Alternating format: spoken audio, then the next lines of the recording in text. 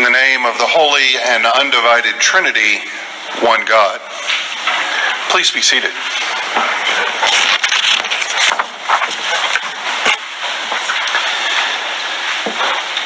In the highlands of Ethiopia, on this elevated plateau area, there was once a dense forest that covered the entire thing. And mixed into that forest, along with, of course, the places where people lived, were churches. These churches are circular buildings, and right at the center of each one of them is an ark that contains the Holy Scriptures. And in that place, in that central place, that's where the priest goes to prepare the communion, the Eucharistic meal, and brings it from there to the people out into the outer rooms. And outside this building is a low wall that sets out the sacred ground around the church. That when people step within that ring, they know that they are on holy ground. But the forest within which the church sits is sacred as well. It's a sacred space. It is for the church like Eden, like a reminder of that forest, of that garden where we were put at the beginning of our story. And they say that for the church to be a church, it must be set in a forest.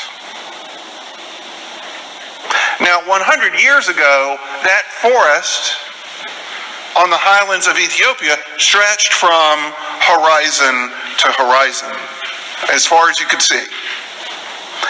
But today, over time, that forest has been bisected. That forest has been cut apart.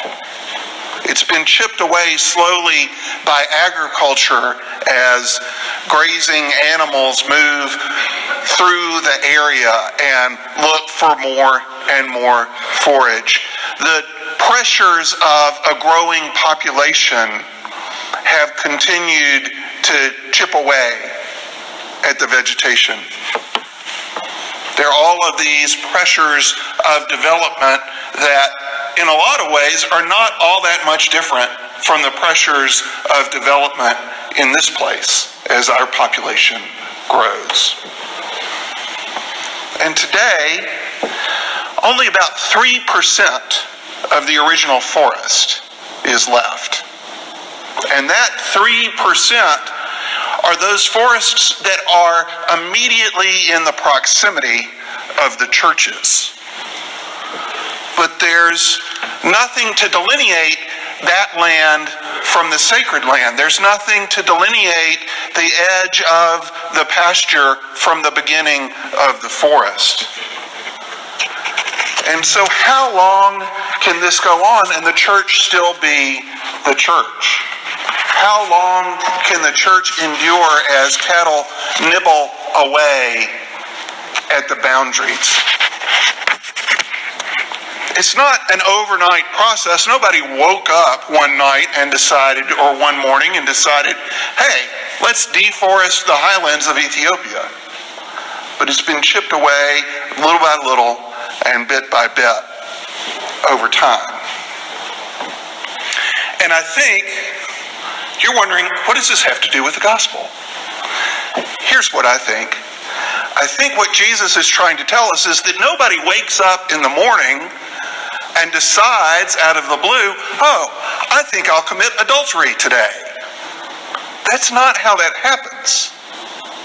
People, whether or not they are aware of it, have probably been moving gradually in a process towards that end for a long time. Slowly nibbling away at the integrity of the relationships that they are in. Now, Dean Martin, in his song, Standing on the Corner, he may be correct in saying that you can't go to jail for what you're thinking. But if you stand on that corner long enough, watching all the girls go by, if you stand on that corner long enough, you're more likely to act on those thoughts. When you stand that close to violating the law, you're more likely to go to jail. And the law, and in this case the law is the Torah, the law is anti-adultery. It is against it. The Torah is also anti-murder. And Jesus is offering this idea that if you don't want to violate the law, if you don't want to violate the Torah, don't get so close to it.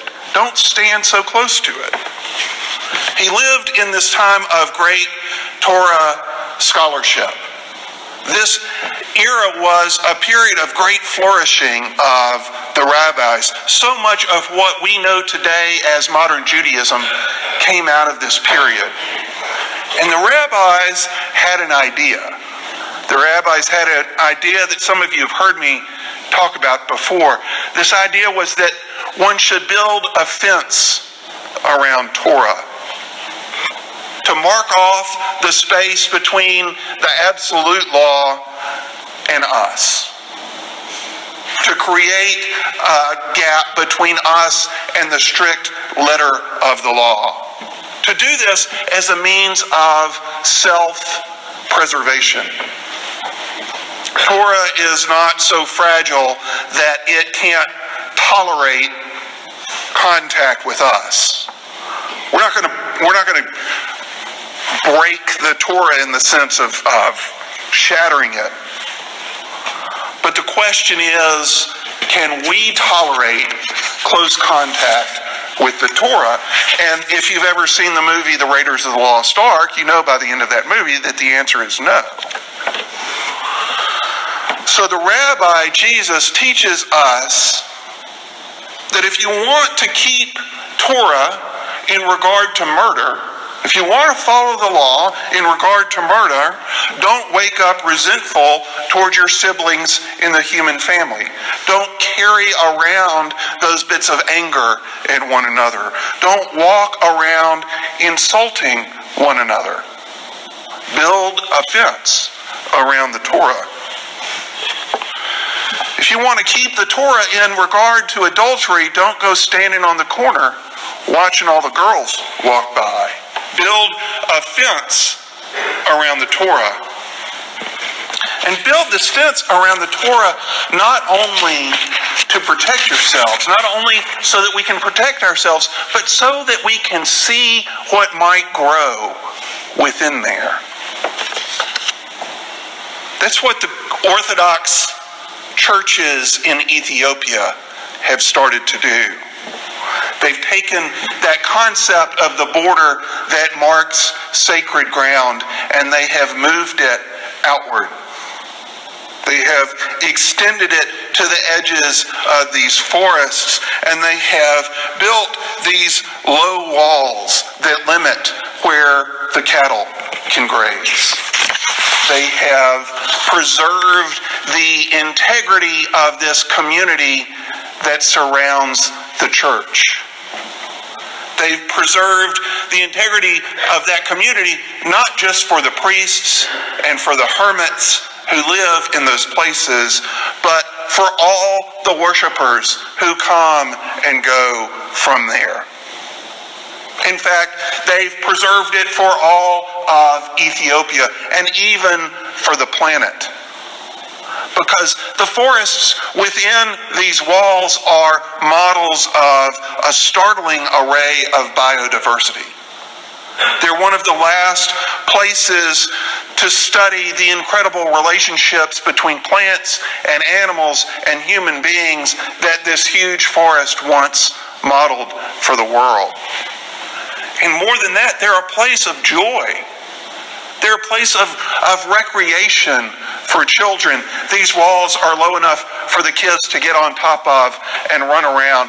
They're low enough for the kids to cross over and swing from the branches in the trees. They have gates so that people can walk into the forest and experience the cool of the shade in the hot middle of the day. This is a graceful space. And what Jesus is calling us to is to create that graceful space between our most destructive tendencies and God's most sacred word. To give ourselves a little pause between our impulses and our actions. Almost like that 6-second delay that they put on the awards show just in case somebody says something they shouldn't have said. To give us that space where we can learn what God calls us to be. A space where we can actually be free to make the choice that Moses calls us to. That choice that offers us a way between walking in God's path or wandering off out there on our own. Between blessings and curses. Between death and life. Because what sits at the center of those church forests is the promise that was given to Moses. Literally, the scriptures contain the promise that was given to Moses, and what God promised to Abraham and to Isaac and to Jacob was life. And life is what is promised to us as well. As the walls of that church forest extend, that overgrazed land comes back to life. The life in it is renewed. Trees and plants and animals come back. And in that space that we extend around Torah, that space around which we build a fence, life comes back there too. Sisters and brothers are reconciled before they are judged. Women are not treated as objects simply to be gazed upon, nor are they treated as objects simply to be discarded. That's what that whole discourse about divorce was about, by the way. According to the letter of the law, a man could simply write a slip and send his wife away. So they could adhere to the law, but they could ignore the Spirit. And Jesus here is preaching against a kind of adherence to the law that makes it a weapon of abuse.